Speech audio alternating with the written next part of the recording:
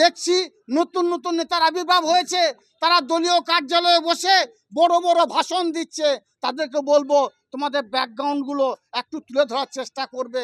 তোমরা কবে এসেছো, কবে তোমাদের জন্ম হলো, কবে থেকে তোমরা তৃণমূল কংগ্রেস দলটা করছো, মমতা বন্দ্যোপাধ্যায়ের সৈনিক হিসাবে কবে তোমরা জয়েন করেছো, আর এই তৃণমূল কংগ্রেসটার পেছনে, দলটা করার পেছনে তোমাদের কি অবদান আছে, একটু তাদের কাছে আমি জানতে চাইবো। আমি দল করছি 1993 সাল থেকে। 1993 সালে উচ্চ মাধ্যমিক পরীক্ষায় উত্তীর্ণ হয়েছি হাউসগ্রাম হাই স্কুল থেকে। আমি যে কথাগুলো বলবো সেগুলো তথ্যভিত্তিক বলছি, গিয়ে দেখে নেবেন।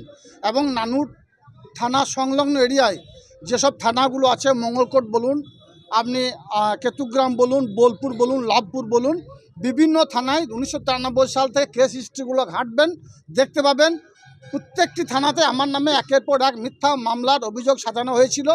এবং এই নানুরের চারকোল গ্রাম পঞ্চায়েতের চারকোল গ্রামের একটা কোঅপারেটিভ ব্যাংক ভোট নিয়ে সমস্যা হয়েছিল।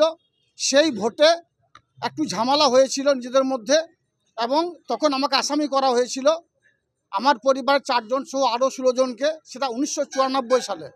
স্বভাবতই তখন তৃণমূল কংগ্রেস দলের উত্থান হয়নি। আমাদের মাননীয় মুখ্যমন্ত্রী মাননীয় মমতা বন্দ্যোপাধ্যায় তখন যুবনেত্রী ছিলেন কংগ্রেস দলের।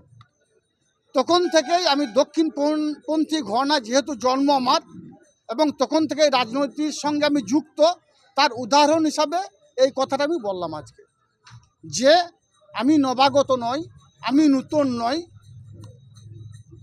আজ থেকে 31 বছর আগে যার নামে মিথ্যা মামলা ছিল, এই 31 বছর ইতিহাস যদি আমরা ঘাঁটি, তা দেখতে পাবো বীরভূম জেলার অনেক নেতামন্ত্রী হয়ে যারা বসে আছেন, তাদের তখন জন্ম হয়নি। তারা তখন দলের ছত্রছায় এসেছে কিনা আমার সন্দেহ আছে। সে বিষয়টাই আমি পরিষ্কার করলাম। দাদা একটা কথা বললেন যে শহীদদের অনেকেই মনে রাখে না, এই নানুর শহীদদের জন্য কিন্তু তৃণমূল কংগ্রেস আজকে সেই জায়গাতে সত্যি কি আক্ষেপ মনে হয় যে সেই জায়গাটা? অবশ্যই, যেহেতু আমি একজন শহীদ পরিবারের সদস্য, এটা আক্ষেপ হওয়ারই জায়গা। কারণ নানুরের 11 জন সুপ্রিয় শহীদ হয়েছিল। আমাদের মাননীয় মুখ্যমন্ত্রী মাননীয় মমতা বন্দ্যোপাধ্যায় প্রত্যেকের কর্মসংস্থানের ব্যবস্থা করেছেন। তারপরে যে 16 জন শহীদ হলো, তাদের কথা কে মনে রেখেছে, কারা মনে রেখেছে? কেউ মনে রেখেছে বলে আমার মনে হয় না।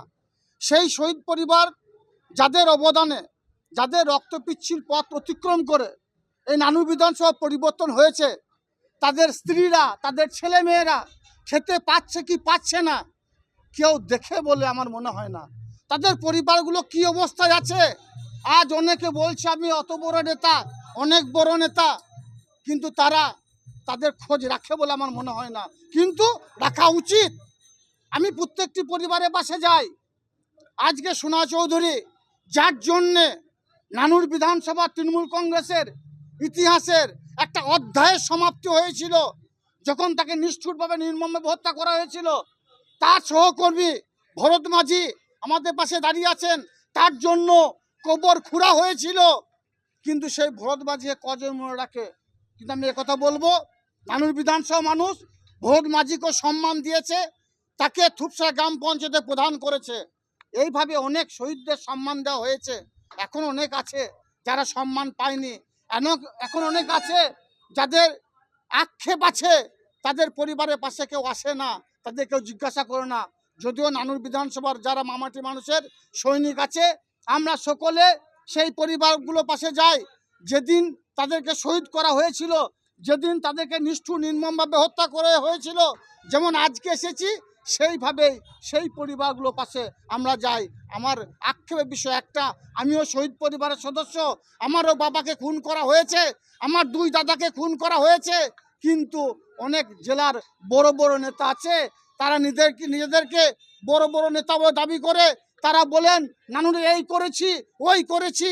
তাদেরকে বলবো একটু খতিয়ান সাবমিট করতে। আবার দেখছি নতুন নতুন নেতার আবির্ভাব হয়েছে, তারা দলীয় কার্যালয়ে বসে বড় বড় ভাষণ দিচ্ছে। তাদেরকে বলবো তোমাদের ব্যাকগ্রাউন্ডগুলো একটু তুলে ধরার চেষ্টা করবে।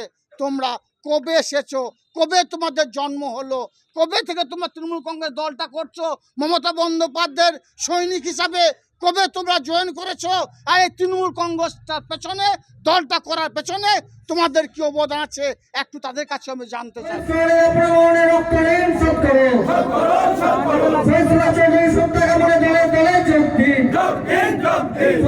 চৌধুরী